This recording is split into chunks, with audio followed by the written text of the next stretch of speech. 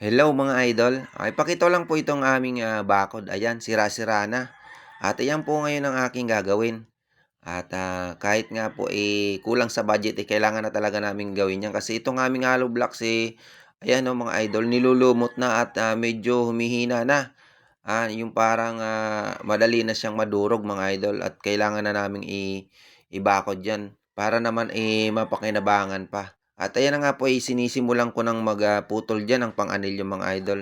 Ako lang ang, gagawa mga idol diyan sa aming bakod at, hindi na ako kumuha ng labor kasi kulang talaga sa budget mga idol. 3 kabilya nga lang pala ang, ginawa ko diyan pang poste mga idol para makatipid sa materyales mga idol.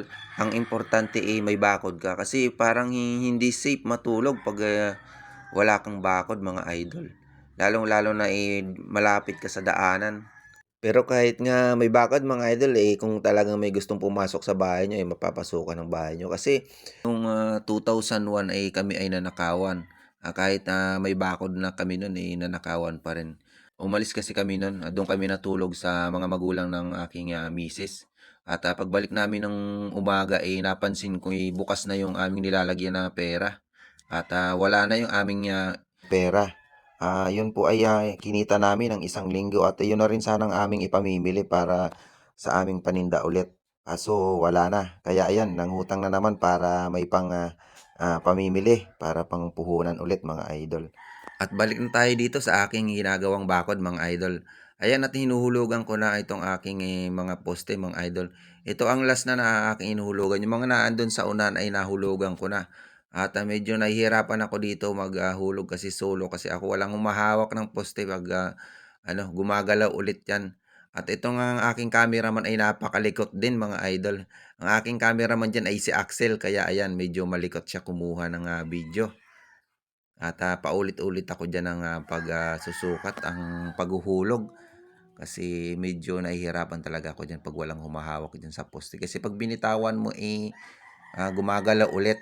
Ayan at, natapos na nga pala ako diyan maghulog at, okey na 'yan mga poste mga idol. Kaya puwede na 'yang buhusan. 'Yan at maghahalo naman pala nga ako diyan para naman sa gagawin kong pagbuhos mga idol. Isang sako lang muna ang aking ihahalo diyan kasi hindi ko pa alam kung, ilan ang, mauubos sa isang, poste mga idol. Kaya tatantyahin ko muna kung ilan ang mauubos dun. Kaya isang sako muna ang aking hinalo diyan mga idol. Ayan, hindi na ako kumuha ng labor mga idol kasi sayang naman yung ibabayad mo sa labor, puwede mo ng ipambili ng semento. At habang nga pala ako naghahalo diyan ay may dumating na bisita kaya, pinuntahan ko muna at, ito namang aking cameraman ay hindi nakatiis mga idol. Sinubukan niya rin maghalo, ayan. At, inutusan ko na nga pala siya diyan na magbomba na sa planggana para sa, gagamitin namin dito na pang, tubig mga idol. Kaya habang ako ay naghahalo ay siya naman ay nagbubumba ng tubig. Ang aking kasing panganay ay nagbabantay dun sa kabilang tindahan kaya, siya lang ang naandito at siya lang ang nautusan ko din para magbomba ng tubig.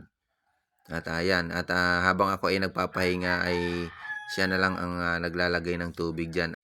Ayan, at hinalo ko na nga pala mga idol nung, nakita ko ng wala ng, tubig. Sinipsip na ng semento yung tubig kaya hinalo ko na pala para makaumpisa na ako ng pagbuhos. Kasi 3:00 na ng hapon diyan mga idol kaya ano, hapit na ako diyan. Ang gusto ko kasi matapos ang 6 na poste ang bubuhusan ko diyan, pero yung ilalim pa lang naman para pundasyon lang naman yung aking ibubuhusan diyan mga idol. Talagang, solo flight mga idol. Halo ko, hakot ko, buhos ko, ayan mga idol, ano pa lang naman na 'yan, pundasyon mga idol. 6 na poste 'yan yung aking, lalagyan diyan. At natapos ko namang buhusan ang 6 na poste diyan bago mag 5:00 mga idol. Ayan, thank you for watching mga idol.